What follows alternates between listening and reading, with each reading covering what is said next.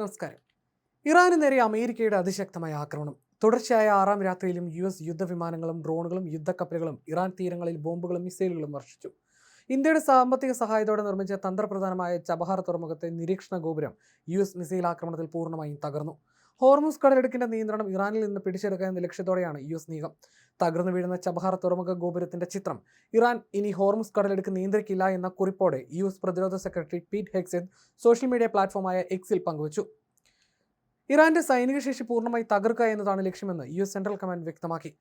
അഫ്ഗാനിസ്ഥാനിലേക്കും മധ്യേഷ്യയിലേക്കും പാകിസ്ഥാനെ മറികടന്ന് ഇന്ത്യക്ക് വ്യാപാര പാതയൊരുക്കാൻ ലക്ഷ്യമിട്ടാണ് ഒമാൻ ഉൾക്കടലിലെ ചബഹാർ തുറമുഖ വികസനത്തിന് ഇന്ത്യ മുൻകൈയെടുത്തത്. തുറമുഖത്തെ 2 ടെർമിനലുകളിൽ ഒന്നായ ഷാഹിദ് ബഷ്തയിൽ മാത്രം കുറഞ്ഞത് $120 ദശലക്ഷം നിക്ഷേപത്തിനായിരുന്നു ഇന്ത്യയുടെ പദ്ധതി. എന്നാൽ US തകർത്തത് കേവലം വാണിജ്യ കപ്പൽ ഗതാഗതം നിരീക്ഷിക്കുന്ന പൂർണ്ണമായും സിവിലിയന്മാരുടേതായ സംവിധാനമാണെന്ന് ഇറാന്റെ ഔദ്യോഗിക വാർത്താ ഏജൻസിയായ ഇർന റിപ്പോർട്ട് ചെയ്തു. അന്താരാഷ്ട്ര നിയമങ്ങളോടുള്ള USന്റെ കടുത്ത അവഗണനയും പാശ്ചാത്യ രാജ്യങ്ങളുടെ ഇരട്ടത്താപ്പുമാണ് ഇതിലൂടെ വ്യക്തമാകുന്നതെന്ന് ഇറാൻ കുറ്റപ്പെടുത്തി. എന്നാൽ വാണിജ്യ കേന്ദ്രങ്ങളുടെ മറവിൽ ഇറാന്റെ അർദ്ധസൈനിക വിഭാഗമായ IRGC പ്രവർത്തിച്ചിരുന്നതായിട്ടാണ് US ഉദ്യോഗസ്ഥർ ആരോപിക്കുന്നത്. ഇറാന്റെ പ്രധാന നാവിക ആസ്ഥാനവും തന്ത്രപ്രധാന നഗരവുമായ ബദർ അബ്ബാസിനെ ലക്ഷ്യമിട്ടായിരുന്നു അമേരിക്കയുടെ പ്രധാന ആക്രമണം.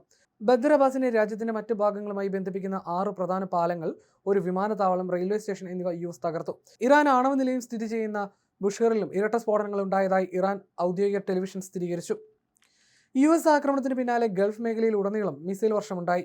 ഒമാനിൽ 2 US റഡാർ സംവിധാനങ്ങൾ തകർത്തതായി റവല്യൂഷണറി ഗാർഡ്സ് അവകാശപ്പെട്ടു. വെള്ളിയാഴ്ച പുലർച്ചെ ഖത്തർ, ബഹ്റൈൻ, കുവൈത്ത് എന്നീ രാജ്യങ്ങൾക്ക് നേരെയും ഇറാൻ മിസൈലുകൾ വർഷിച്ചു. നിരവധി മിസൈലുകൾ തങ്ങളുടെ വ്യോമാതിർത്തിയിൽ വെച്ച് തകർത്തതായി ഖത്തറും ജോർദാനും അറിയിച്ചു. ഖത്തറിൽ മിസൈൽ അവശിഷ്ടങ്ങൾ വീണ് ഒരു കുട്ടിക്ക് പരിക്കേറ്റതായും ചില റിപ്പോർട്ടുകളുണ്ട്. ട്രംപ് ഭരണകൂടത്തിന്റെ നയങ്ങൾ പശ്ചിമേഷ്യ വീണ്ടും വലിയൊരു യുദ്ധത്തിലേക്ക് തള്ളിവിടുകയാണ്. നിലവിലെ സാഹചര്യത്തിൽ ചബഹാർ തുറമുഖ പദ്ധതിയുടെ ഭാവി പൂർണ്ണമായി അനിശ്ചിതത്വത്തിലായിരിക്കുകയാണ്. ഇതിനിടെ കുവൈറ്റിലെ ഒരു വൈദ്യുതി ജലശുദ്ധീകരണ പ്ലാന്റിന് നേരെയും ആക്രമണം ഉണ്ടായതായി കുവൈറ്റ് സർക്കാരും സ്ഥിരീകരിച്ചിട്ടുണ്ട്. പ്ലാന്റിന് കേടുപാടുകൾ സംഭവിച്ചതായിട്ടാണ് ഔദ്യോഗിക വിശദീകരണം. ആക്രമണത്തിന്റെ ഉത്തരവാദിത്തം സംബന്ധിച്ച കൂടുതൽ വിവരങ്ങൾ പുറത്തുവിട്ടിട്ടില്ല. അമേരിക്കയുടെ സെൻട്രൽ കമാൻഡ് പുറത്തുവിട്ട വിവരമനുസരിച്ച് ഇറാന്റെ സൈനിക ശേഷി ദുർബലപ്പെടുത്തുക എന്ന ലക്ഷ്യത്തോടെയാണ് തുടർച്ചയായ 6ാം രാത്രിയിലും വ്യോമാക്രമണം നടത്തിയത്. തീരദേശ നിരീക്ഷണ സംവിധാനങ്ങൾ, വ്യോമ പ്രതിരോധ കേന്ദ്രങ്ങൾ, സൈനിക ലോജിസ്റ്റിക്സ് സംവിധാനങ്ങൾ, നാവിക സൗകര്യങ്ങൾ എന്നിവ ഉൾപ്പെടെ നിരവധി കേന്ദ്രങ്ങൾ ലക്ഷ്യമാക്കിയെന്നാണ് അമേരിക്കയുടെ വിശദീകരണം. പക്ഷേ സൈനിക കേന്ദ്രങ്ങൾക്കൊപ്പം സാധാരണ ജനങ്ങൾ ഉപയോഗിക്കുന്ന അടിസ്ഥാന സൗകര്യങ്ങൾക്ക് നേരെയാണ് ആക്രമണം നടന്നതെന്ന് ഇറാൻ ആരോപിച്ചു. ബന്ദർ അബ്ബാസ്, ബുഷേർ, ക്യൂഷിൻ ദ്വീപ്, ഹോർമുസ്ഗാൻ പ്രവിശ്യ എന്നിവിടങ്ങളിൽ മിസൈൽ ആക്രമണം നടന്നതായി ഇറാന്റെ ഔദ്യോഗിക മാധ്യമങ്ങൾ റിപ്പോർട്ട് ചെയ്തു. ബുഷേറിലെ ആണവ നിലയത്തിന് സമീപം സ്ഫോടനങ്ങൾ ഉണ്ടായതായും റിപ്പോർട്ടുകളുണ്ട്. ഏറ്റവും പുതിയ ആക്രമണങ്ങളിൽ ഹോർമുസ്ഗാനിൽ കുറഞ്ഞത് 7 പേർ കൊല്ലപ്പെട്ടതായും നിരവധി പേർക്ക് പരിക്കേറ്റതായും ഇറാൻ അറിയിച്ചു. പുതുക്കിയ കണക്കുകൾ പ്രകാരം സംഘർഷം വീണ്ടും രൂക്ഷമായതിനു ശേഷം 38 പേർ കൊല്ലപ്പെടുകയും 400-ലധികം പേർക്ക് പരിക്കേൽക്കുകയും ചെയ്തതായി ഇറാന്റെ ആരോഗ്യ മന്ത്രാലയം വ്യക്തമാക്കി.